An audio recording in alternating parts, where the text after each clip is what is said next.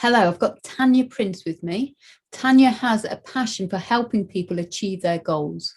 She holds numerous accreditations, not least in neuro-linguistic programming and in emotional freedom technique, where she is a founding master.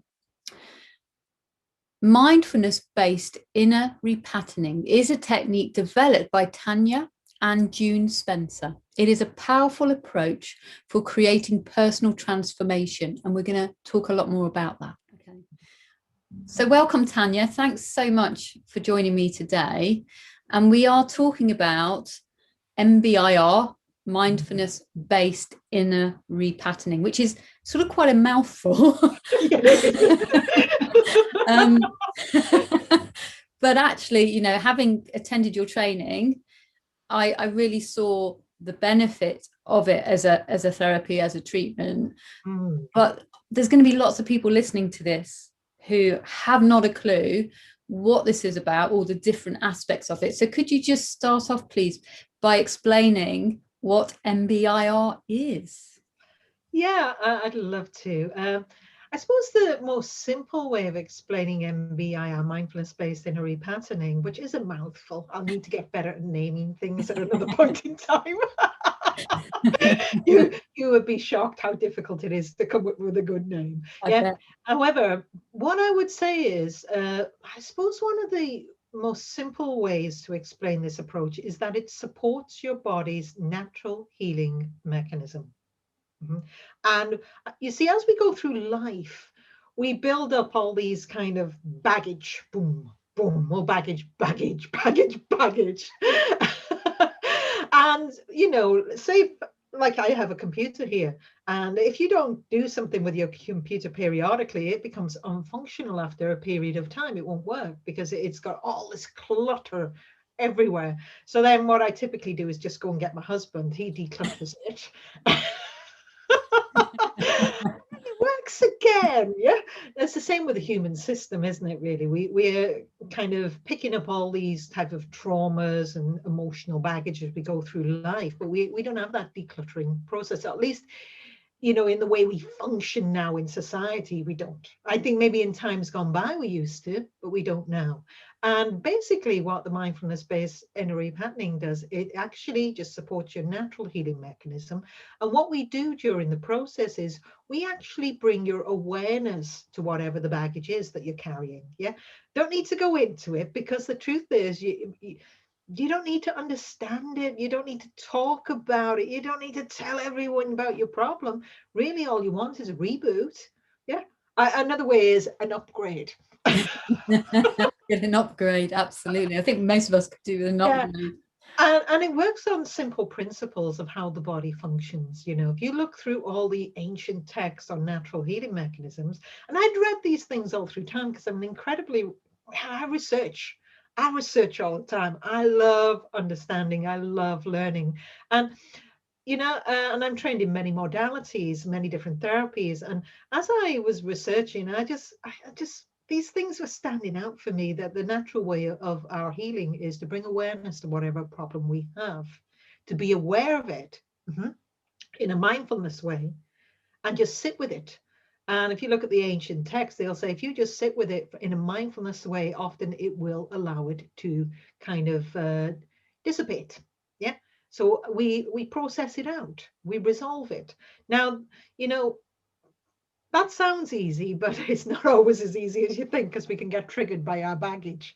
So mindfulness-based inner repatterning puts us into a safe state at the beginning, because we have several states that we can go through. When we're under stress, we can be under the fight or flight state, which is a kind of a survival mode state. And when you're in survival mode, the last thing your body's going to do is think, oh, let's update my stress database.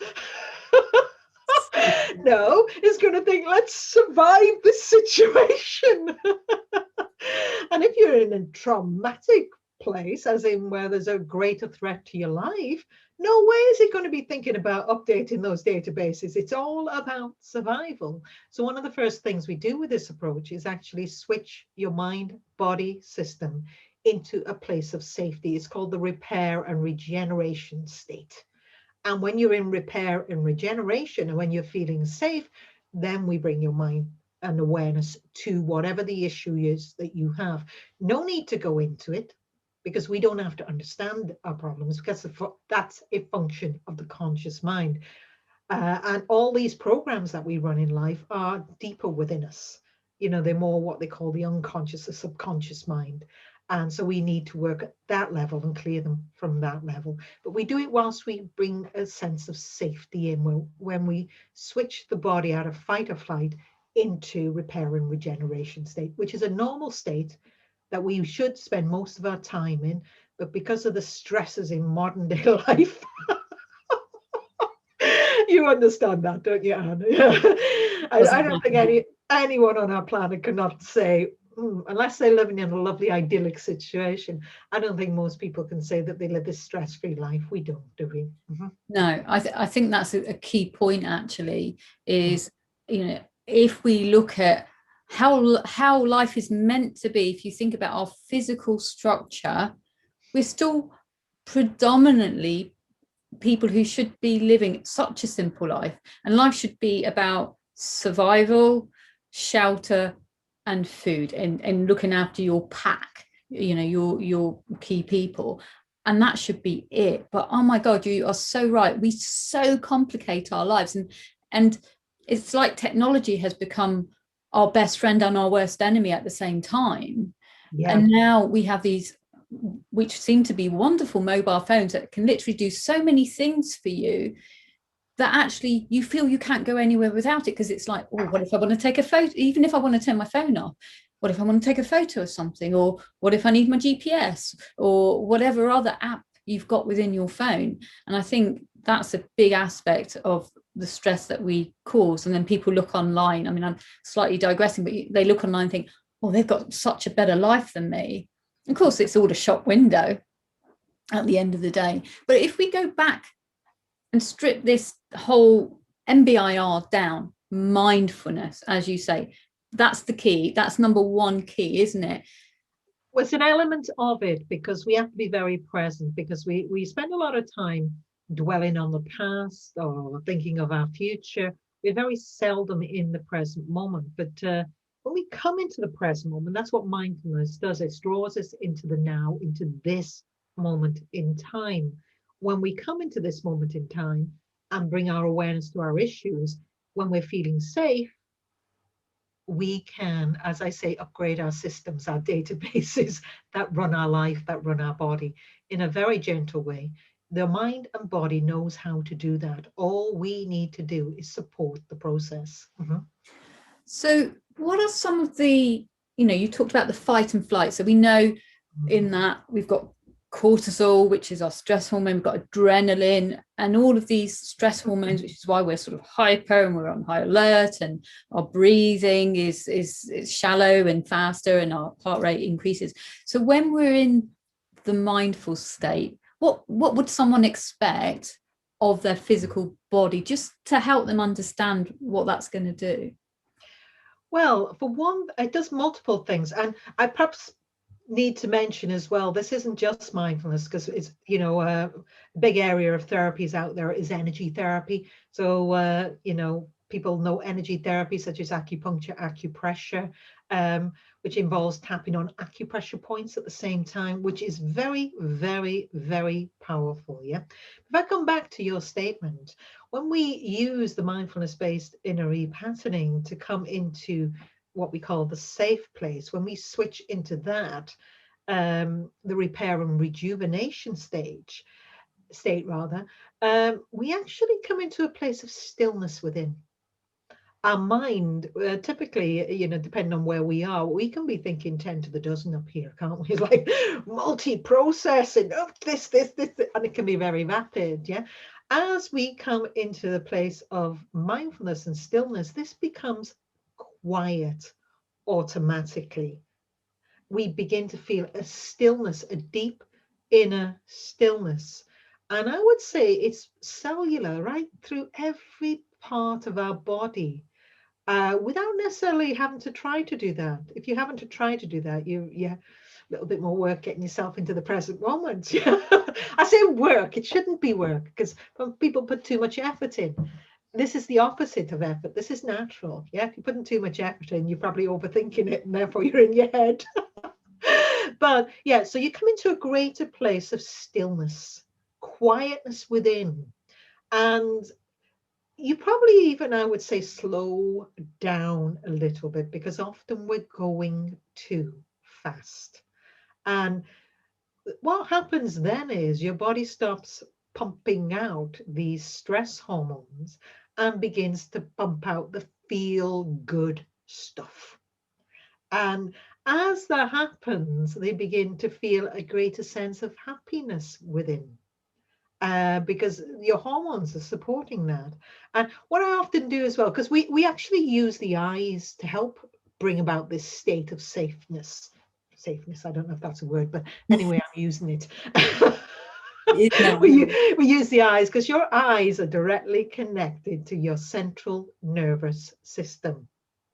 And if your eyes are in a very tight vision state, it's almost like you're there ready for alertness, mobilization, maybe a danger around you. Yeah. And if you just type of bring yourself into a wider vision state, they call it peripheral vision, but equally soft vision. If you come into that state, it's like an on-off switch to the stress hormones. So you can literally switch yourself from being ready for whatever's going to happen. You're ready for whatever. And then you go, zoop. And you come into this more still place of quietness, and you feel more safe, you feel more happy. And if you then even just bring a smile to the muscles of your eyes, because body affects mind, mind affects body. If you bring that smile to the muscles of your eyes, you'll pump even more feel-good chemicals into your body, natural chemicals. And, I've had some people have actually got to a place where they've said, I actually feel blissful. Blissful. Now, your body can do that. It has its massive storehouse of things it can do.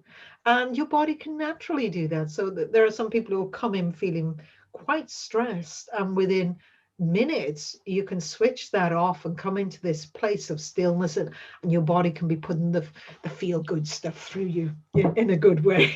Naturally, So them are some of the things that happen when you do this approach. Very natural, very normal, and it's just something somehow as a grouping of people we've lost our way slightly with this. Absolutely. I was so keen for you to sort of describe some of that, because I sort of want people who are listening and watching to really begin to connect with what it is about. So we've got the mindful, we've got the eyes, and it's funny because I remember particularly, even when I'm doing this with my clients, when you say, and just give your eyes a little smile, and the face changes, doesn't it? It's not just the eyes that smile, the whole face begins to light up in a really absolutely way. Yeah. I mean, you're just working with how the eyes work. I mean, my mum's Irish, she, and she always said to me that the family always said to her, they have this Irish eyes are smiling thing, don't they? That's a well-known saying. But equally, she was told as a child, marry a man with smiling eyes. Yeah. And that dawned on me later, what they were saying, because it actually, when you smile with your eyes, it brings you more into your body, so less dissociation. Yeah. Dissociation is sometimes how we deal with trauma. So we become less connected to our body, to our sensory systems. So it brings you more present into the now. So I think they were saying, and it actually makes you more heart-centered, by the way. Yeah. The heart is huge for healing and information. We've, again, through modern life, we've lost that heart connection, haven't we? Yeah. And yet the heart is massive. There's various specific heart therapies, but the heart is so important. And actually, when you begin, you've probably noticed this as well, when you begin to connect more with yourself as a person, with your sort of more essence of you or your own energy, apart from trusting your intuition more and being more aware of your intuition, you can also feel that information is flowing from the heart. You just feel like it's not all here. It's not all here. It's everywhere. Information is everywhere. Absolutely, because the heart and the brain are in communication. I mean, the heart has many brain cells in it, and they call it brain cells because they're the same cells as in the brain. Yeah, and the heart has a great intelligence. Equally does the gut. So the heart, brain, gut, and they're massive intelligence centers, and the heart is continually communicating with the brain. And really, the heart should be like the conductor of your orchestra, of your body, of your cells. The heart isn't, they if you look through medical stuff, it puts out the heart as a pump that is pumping this blood round. Brings very scary kind of imagery to the mind. But it's not.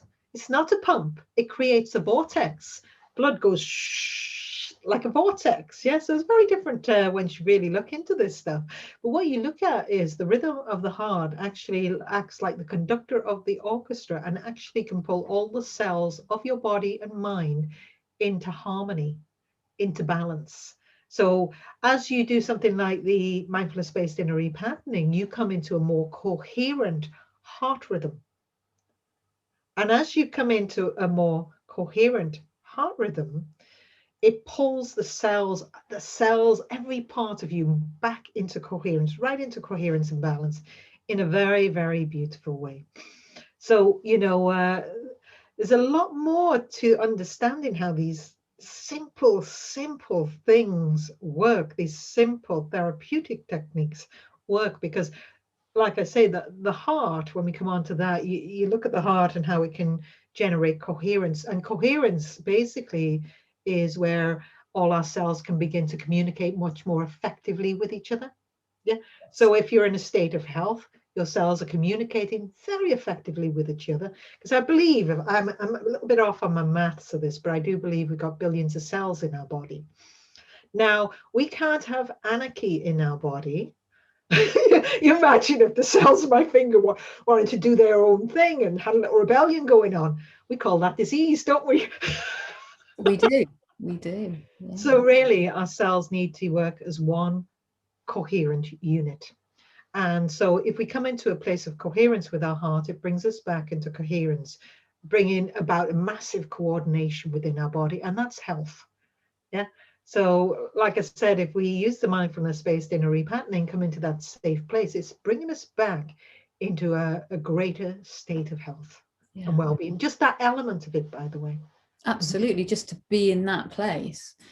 And as you say, I sort of feel like we're bringing the little pieces of the jigsaw together here, and then we've got the tapping, which is with MBIR. It's just the one place normally that we would just tap fairly, slowly-ish, maybe slower than we might do with full-on EFT.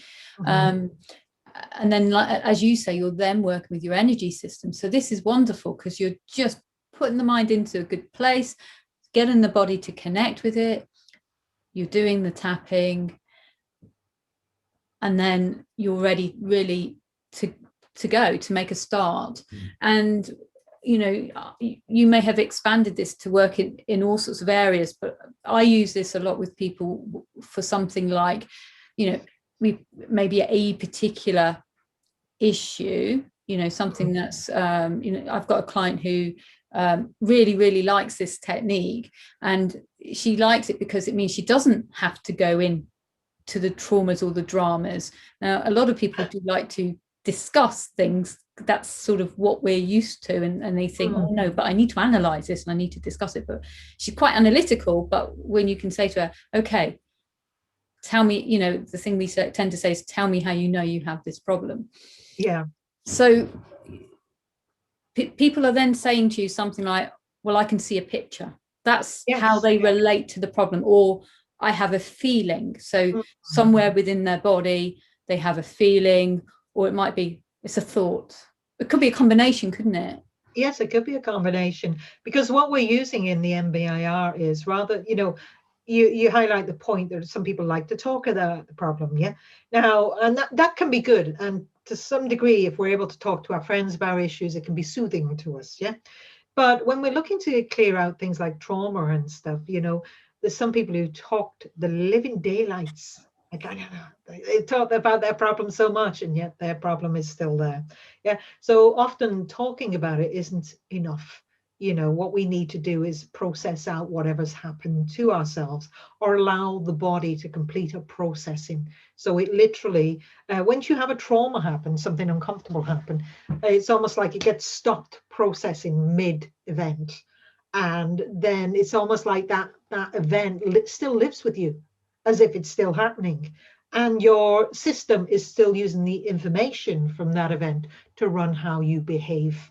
So what this technique does, it helps the mind body fulfill or finish the processing, so that's very, very powerful thing to do. Mm-hmm. Absolutely. Is it possible to do a demonstration, just again, because this is probably going to be new to a lot of people and it's so wonderful? It would be nice just to have people be able to see exactly what we're talking about, because you and I know, but to anybody who doesn't, how could we do that? I'll go there in a second, and I'd love, and thank you for that, because I love doing little demos of this. Just to complete what you asked before, when we ask a person to bring awareness to the images, thoughts, feelings, sensations, that's the language of the mind. That's how we think. Yeah. So rather than needing to tell the story, we draw awareness to our internal language. We bring up images of past events. Yeah. We might have an internal dialogue. So it's a nice way that keeps us a little bit distanced from it, without the need to go into the bad stuff, because we've been there once, don't want to repeat, do we really? Yeah, and I think that's what's so wonderful about this as a technique is, some people will, you get such ends of the spectrum in terms of those that really want to talk it through and analyze it, but at the other end you get people who are absolutely fearful of even talking about something. The fear is so high that they won't go for therapy of any sort, because they think they're going to have to go through everything, and actually that's not the case. That's the wonderful thing about this, is it's not the case. You are guided by your therapist, your practitioner, and it is just about keeping where you are in that moment. Yeah, absolutely. Because I think part of doing this process with people is keeping them in control, and in a beautiful way. So it's about total respect from the therapist, because it's about keeping them feeling safe and in control. So no pushing, no shoving. It's just gently working with how their system wishes to work. And that to me really appeals, because if I was to go and see a therapist, I would love to be respected like that. In such a protective way. But I will go through this approach with you, and I'm going to break it down a little bit to show different elements of it. So I think the first thing I'd like to do is demonstrate how the importance of the eyes, really, how, and this isn't something I developed, this is ancient knowledge. So you'll see this in a lot of different places. You'll see it in meditative techniques, but it's very important. So what I want you to do is, I want you, and remember to breathe as well, and at a rate that's right for you. Because when we have trauma happen, sometimes our breathing stalls and we begin to hold our breath. And that can actually make us hold on to the trauma that we've experienced in the past. So just reminding a person to breathe, but like I say, at a pace that's right for them. Yeah? Yes, absolutely. Because we want to break the cycle of trauma. That's what that is for, to break the cycle of trauma, so they're holding on in breath. Yeah. And what I would then say is, so bearing that in mind, what all you want you to do is, as I said, just breathe at a rate that's right for you. So we're going to show about the eyes. I want you to look forward with your eyes, very slightly above the horizontal. So that would be straight, just very slightly above. And I want you to choose something in the distance to focus your eyes on. Okay, got something. And as you do that, that will bring you into a tighter vision, a focal vision. And you can use your hands if you like. You can bring your hands to the side here, wiggle your fingers, and use your fingers as guides to allow your vision to expand out whilst you keep your eyes on whatever that is you're focusing on at the front. But you allow the vision to expand out, so you kind of get this expanded vision. And do breathe as you do that. Don't forget to breathe. Yeah. And just come back to me. How did that feel to you, Anne, when you did that? Yeah, I think initially I did forget to breathe initially. And I was so focused, if you like, in my mind on getting the eye thing right, that I was like, oh yeah, I'm not really breathing much. So yeah, it's good to have that reminder, you know, to keep the breathing going as well. Because I think, like you say, also through modern life, because again, we said life is stressful, we take on too much, and that, you know, sometimes it feels like I'm just breathing to here, and I have to go, how about taking some belly breaths? Because that's what I tend to do if I want to just bring a bit of calm to myself. There's a few belly breaths, and that really helps. Yeah, because your breathing is directly connected to your emotional state. You know, we have different breath states depending on the issues we have, you know, and we might not even have an awareness of that. So what I'm going to do is speed it up a little bit now. I'm going to bring in, so we're going to do that softening vision. Yeah, I'll do one more exercise on the eyes just so that you're well on that before I then do the whole safe zone, safe state with you. Yeah. So what I want you to do, no need to use the hands this time. I want you to choose something to focus on in front of you, just very slightly above the horizontal. And of course, remember to breathe. And then just soften the vision and allow the vision to come out to the side. So you've got this expanded vision state.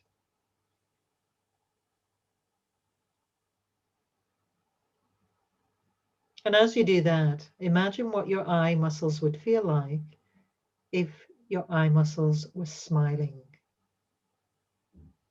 And you'll know when you're doing this right because it feels good. It's a very natural thing for your eyes to do.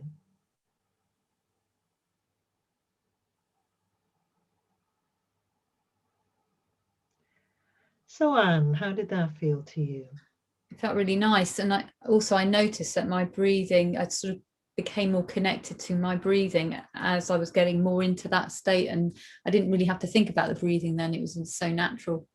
Yeah, because as you come into that vision state, you see, every part of you is all interconnected. So as you come into this, it will automatically switch other parts of your body into that more type of still place, the quieter place, it's the parasympathetic nervous system beginning to take over there, isn't it? Be more dominant there. Absolutely. Yeah.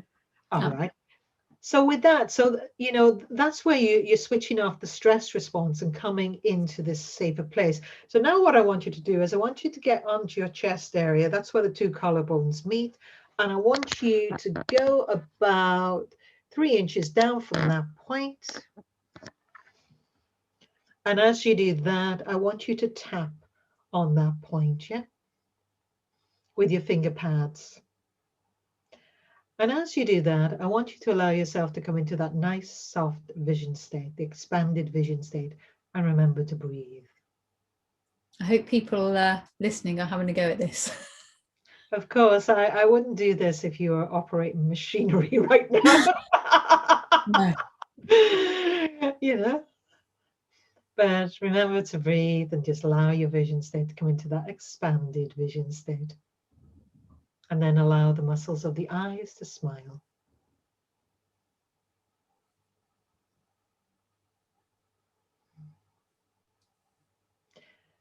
Now, some people tap quite fast, and that's why we might slow it down. If anyone who is doing this with us is tapping fast, they might want to slow it down because your whole system will go into synchronization with the rhythm you use.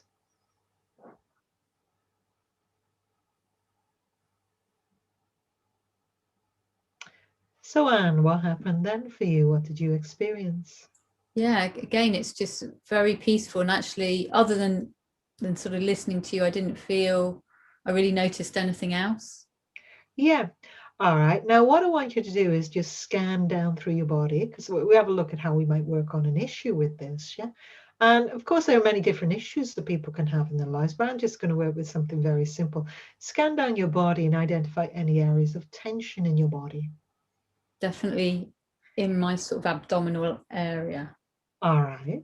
So, and somehow you know that's there right now, don't you? Yeah. What are you experiencing that's letting you know you have that right now? It feels quite tense. Yeah, quite There's almost a little bit sore. physical feeling with that. Yeah, no need to analyze it, no need to understand it, no need to kind of work out how you're going to explain this thing to me. You've already done it. All right. Simple, isn't it? It's that Yeah. simple. Yeah. And how will you know when you've no longer got that problem? Oh, it'll feel nice and released. And you would know if you were experiencing that right now, wouldn't you? Absolutely, yeah. All right. That's how to establish the problem and how to establish what you want to achieve here. Yeah, you go very rapidly. Yeah, tap on the thymus. And what I want you to do, we're going to set an intention, which is an instruction to your mind to let it know what you want it to do for you. I'm going to set a generic one. And I'll just say before I do that, it's about being in inner peace. If you're in a total state of cellular inner peace, would you have this problem? No. All right. So that's what we're going to set. Yeah. All right. So just sit with these words, breathe, bring yourself into that nice soft vision state, and just sit with the words. I now intend to release anything that is blocking me from being in a place of inner peace and joy now. Just pause and breathe.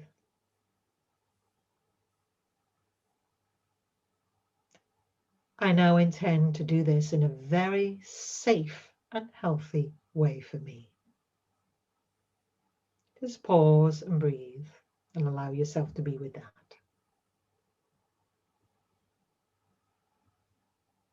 And if there are any learnings that will help me in a beautiful way, I am open to receiving those. Pause, breathe, and allow yourself to be with that.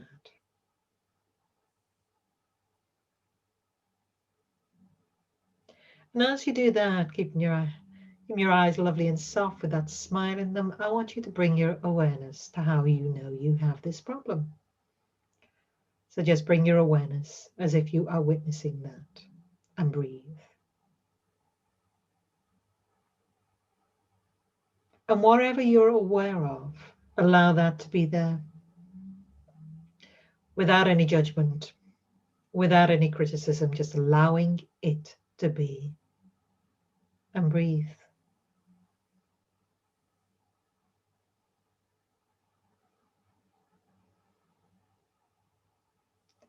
And as you do that, when you're ready, breathe in. And as you breathe out, have a sense of putting whatever that was outside of you. And just soften the eyes with that smile. And as you do that, whatever you put out there, allow that to be there, without judgment, without criticism, just allowing it to be. And breathe. And as you do that, when you're ready, bring your awareness inside of you to notice what you are now experiencing. Images, thoughts, feelings, sensations, whatever. And breathe. And keeping your eyes lovely and soft, wherever you're now aware of, allow that to be there. Accept it is there, without judgment, without criticism. Just allow it to be. What are you now experiencing, Anne? What's happening for you? Funnily enough, it feels a lot better. And then I just, what I was then aware of was a thought of, I don't want it to come back. So that was what I then used as my next part of the thought. All right, lovely. Yeah. Put the palm of your hand over your heart, keeping the eyes lovely and soft. And if there was a colour that could help it feel even more better in the most wonderful way, that of course would be perfect for you, Anne. What colour pops to mind? Orange. And keeping those eyes lovely and soft, just have the intention to breathe that colour orange through your hand, through your heart, without any effort whatsoever, because you've already set that intention. All you do is breathe. Keeping those eyes lovely and soft. And as you do that, what are you now experiencing? What's happening for you? I'd say, yeah, it's almost like just a little bit in my throat now. Yeah. I think it's just another aspect of the same thing, you know. Perfectly fine. And keeping your eyes lovely and soft. If there was a color that could help you release that in the most beautiful way, that would, of course, be perfect for you. Notice what pops to mind. What pops to mind, Anne? Blue. And without any level of effort, all you do is breathe. Having set that intention to breathe that color blue through your hand, through your heart, without effort, all you do is breathe. And what's happening now for you, Anne? What are you experiencing? Just feels quite peaceful, actually. I can hear the birds outside. It's rather nice. Definitely feels better. Does that feel good? Yeah. Yes, yeah. All right.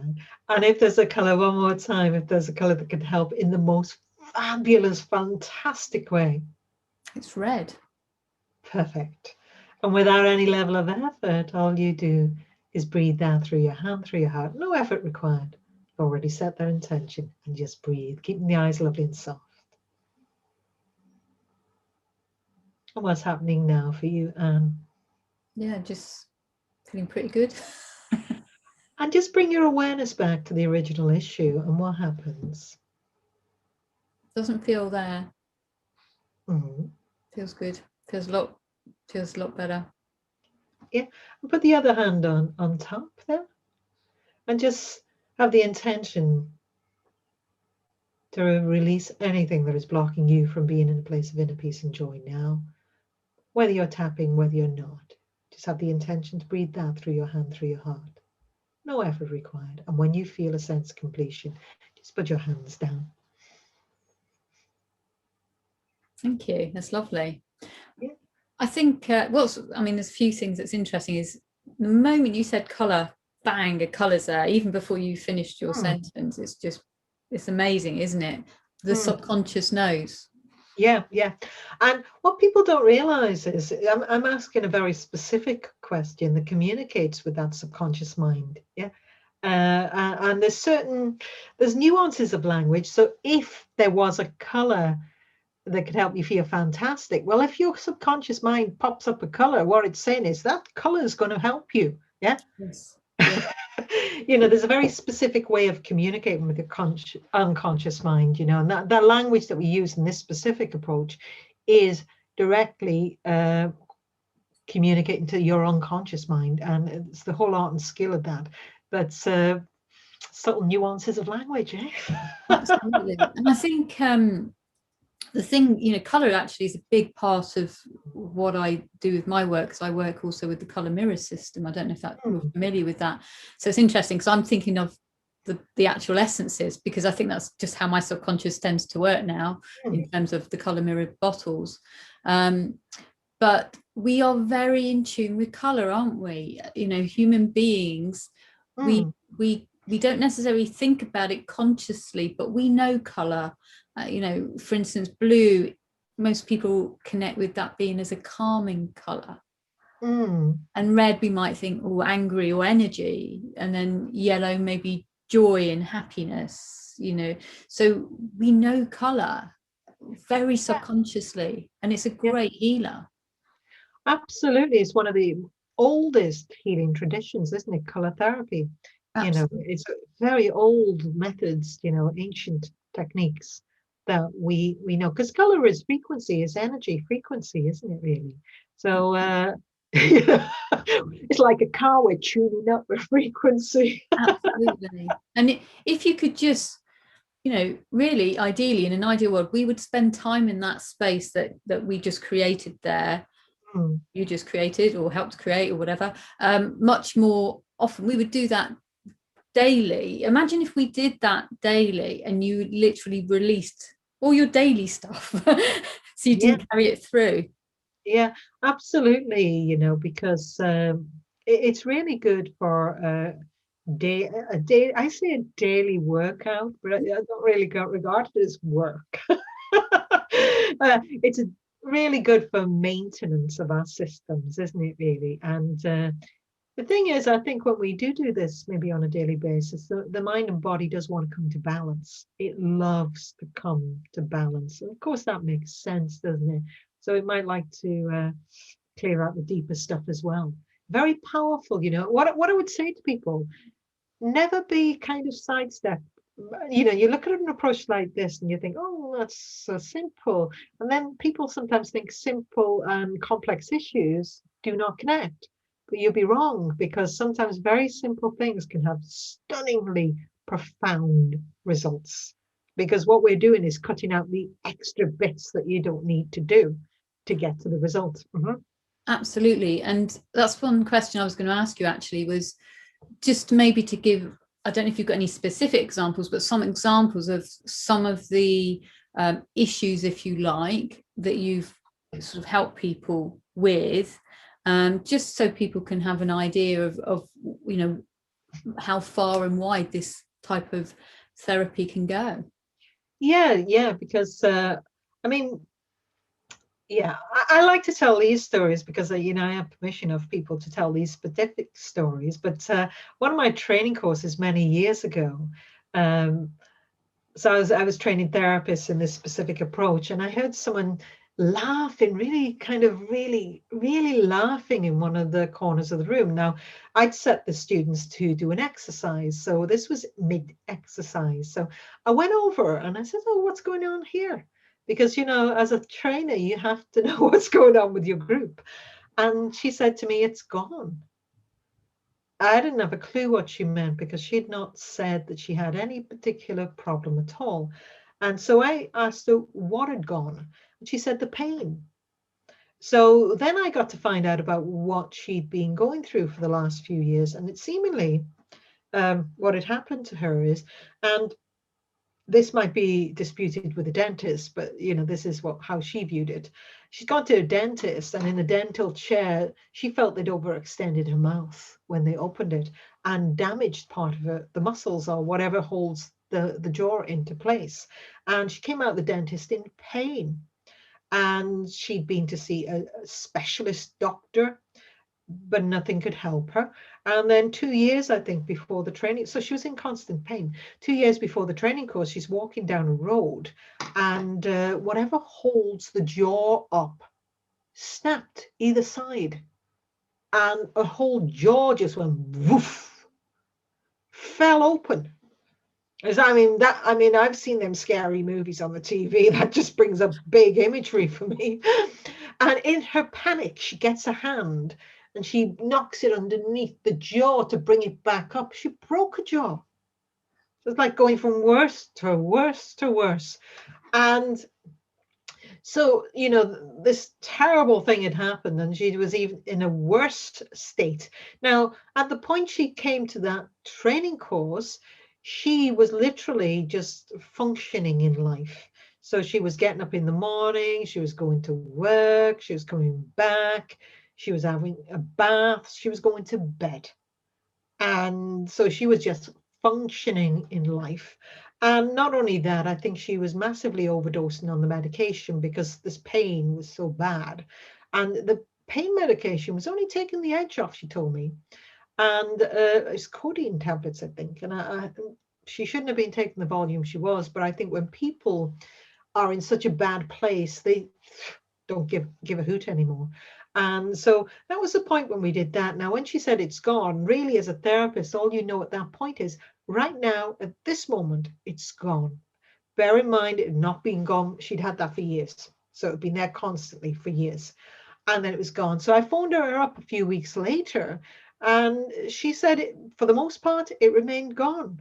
Occasionally, she had a twinge. And she said, and if she had a twinge, she either used the technique to deal with the twinge, or she took half a codeine tablet. So massively reduced everything she needed to do. So that's a massive shift on an issue.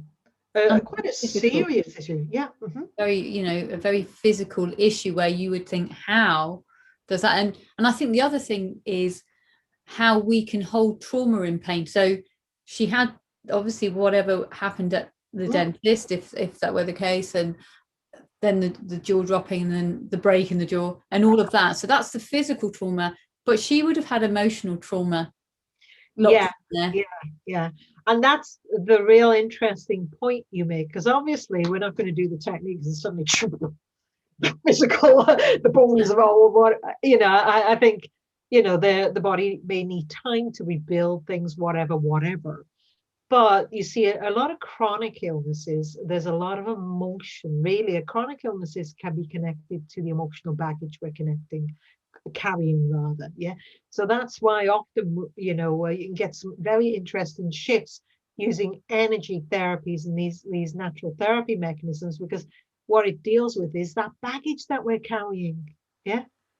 And that Absolutely. emotional baggage from the traumas we've experienced that are still running in our system as if they're still ongoing.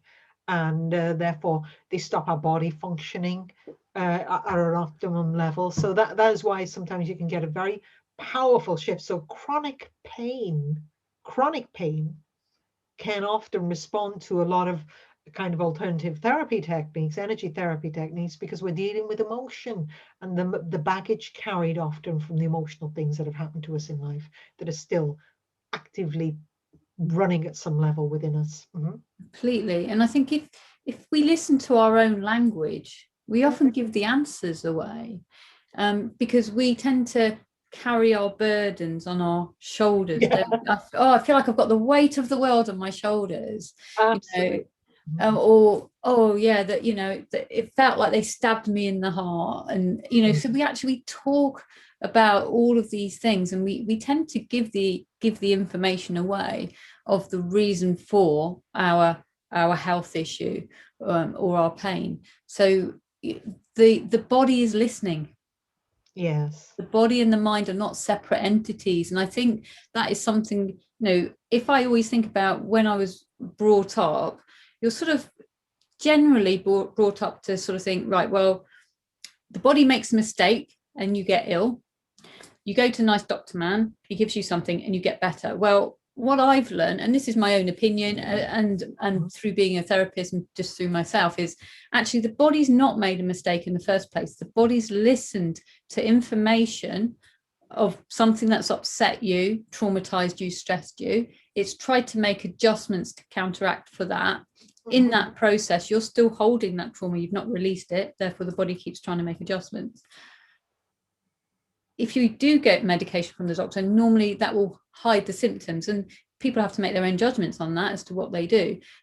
But you've not necessarily resolved the core of it. So you might always need medication. Whereas actually, if you resolve something at the point of which it is a problem, at the heart of it, whatever treatment you see, whatever therapy you seek, then the body then can have an opportunity to heal. And as you say, it's not always an instant, because the body has to go through a healing process very often.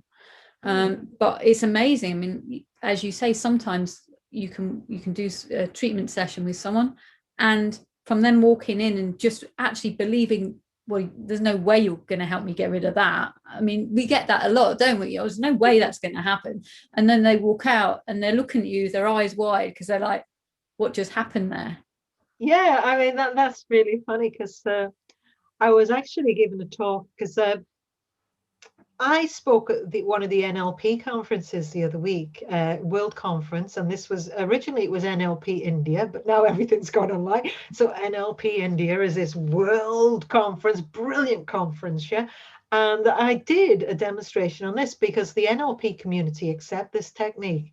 So I think this a mindfulness technique, but it's an NLP technique, neuro linguistic programming, because what it deals with is how to communicate with the unconscious mind, how to, all these things are, accepted within that community. It's a crossover technique, really, between energy therapy and NLP.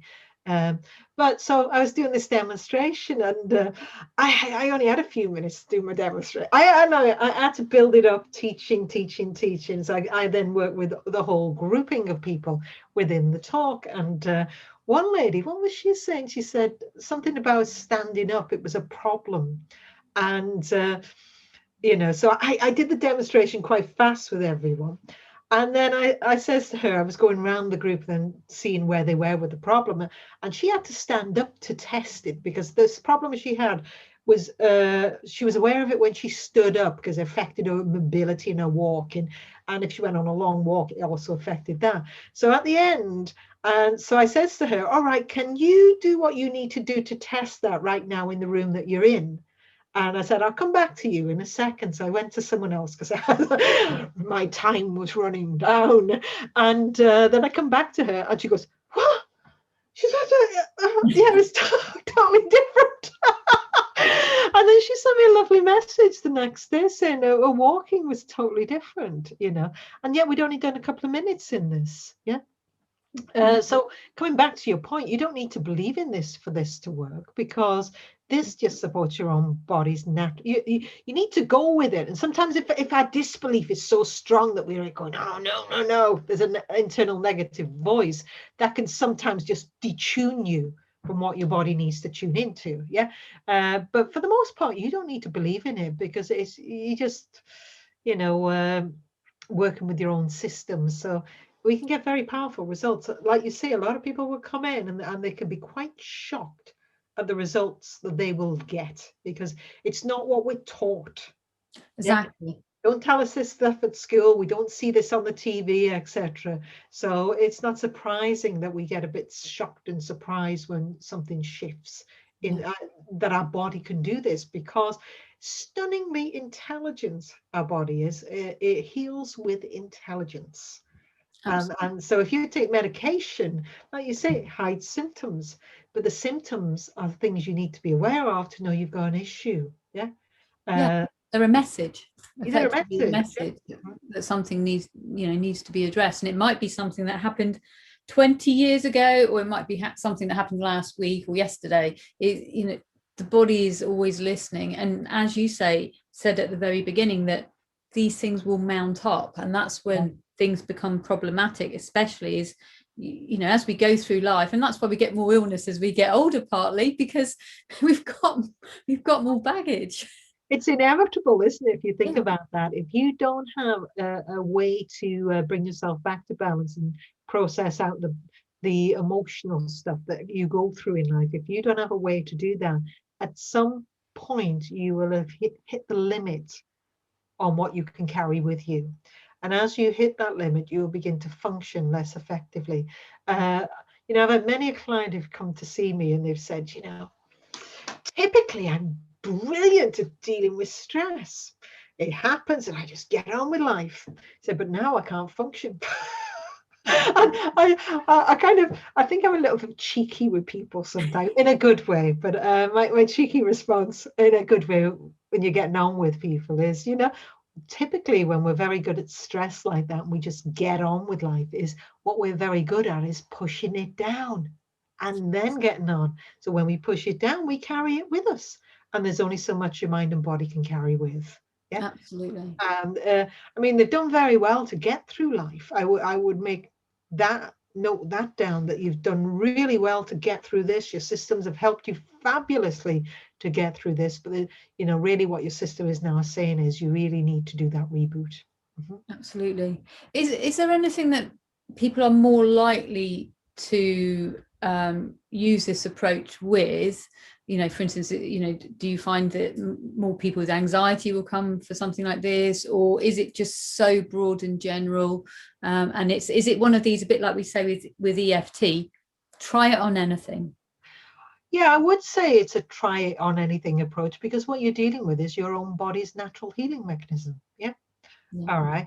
Your body is phenomenal at dealing with things. Now, if you've got some very complex stuff, I would really honestly suggest that you work with someone who knows how to keep you into the safe place. Yeah. Who knows how to facilitate the process, because that can make a huge difference. Working with someone who knows what they're doing can help tremendously. But for many people, they can do it on themselves as well for the simple stuff. It's used right across the board. Complex trauma it's used with. Therapists do it in that way. Belief systems, general stress. I've done a lot of work with bereavements losses with this, and they're some of the biggest things people can experience in life. And yet I have found that this can be a very, very powerful and beautiful way of coming to resolution, coming to peace about what has happened in your life, and yeah, I've had some very nice, it's strange to say, isn't it, that I've had some very nice sessions with bereavement and loss, where it's come to a natural place of peace and acceptance, where a person begins to cherish the lives that were, Yes. instead of being in the trauma of the loss. Mm-hmm. I think with grief and bereavement, for a lot of people, we talk about the grief sort of processes and all the rest of it, but actually it's generally going to be fairly unique. I spoke to somebody a few weeks ago who tragically lost her daughter in a school killing in the US, and she said, I could go through every stage of grief in a day. Mm-hmm. So it's going to be your own experience, but I think people do not necessarily, as a generalization, struggle to process it. Yeah, well, you're left with the trauma. There's lots of trauma around an experience like that, isn't it? So part of working in a good way with this is to deal with the trauma. I also see it as, from my own personal perspective, I see it as an opportunity to grow on a spiritual level. And I say spiritual because I've not really been brought up religious myself, I don't think my one experience of going in a church when I was young is like, I felt really odd. But I would regard myself as very spiritual, the laws of nature. Yeah. Yes. The laws of what is and what seems right in that way. So whatever's right for a person, it's that opportunity to come and reconnect with whatever nature meant us to be. And because, it's just coming into a place of balance about that, really. I think the spiritual side can really help. For me, it just helps me learn new perspectives as well. Yeah. And it is a great aid in not holding on to things that do not serve you, and just it does just give you other ways to look at things, so that you might not take them so personally. You might see it as part of your path, your experiential journey. I think it is very helpful in those ways. Yeah, because why I say that happens, I more see bereavement and loss in that way, is because you're not going to talk them into thinking better about something bad like that's happened to them. And I say the word bad, it's perspectives, isn't it? So but what you're looking at, how can you come to a place where you are in a place of peace, and it's right for you spiritually. A lot of people have different beliefs. You see, some people believe that when we have a loss, that we still go on in some other form. Absolutely. And to reconnect with that can be very supportive. And I've had people who've come to me who've equally had a belief that when we're gone, we're gone. Interestingly, with that particular one, I would say, well, in that case, they're in a better place now, because they were in pain when they were here, weren't they? I didn't say it flippantly like that, but that I worked with a belief system. But it is a time to come to a better place that feels right for us, really. Absolutely. And to clear the trauma, especially. 100%. And I think just sort of a final touch on, in terms of the process for mindfulness based inner repatterning, MBIR, is very much about not having resistance, isn't it? Because when we're stuck in something, actually we have so much resistance, we might not be aware of it, and that I always sort of think that resistance gets very agitated, and it sort of grows and it festers, and then that's how more problems occur. But when you're working with a system like this, it's coming from a completely different place, where there's no resistance. And I always think, again, in terms of energy, if there's no resistance, it can flow. Exactly. Yeah.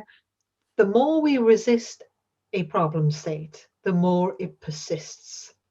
And that is why the wording, when I was doing the approach earlier on, accept it's there. Yes. And because if you don't accept, say, a bad feeling that you have, you don't accept it and you're fighting with you're giving it energy. You're chucking fuel on the fire. Yeah. Yeah. And, and why people might not accept the feelings there is because they want it gone. Yeah.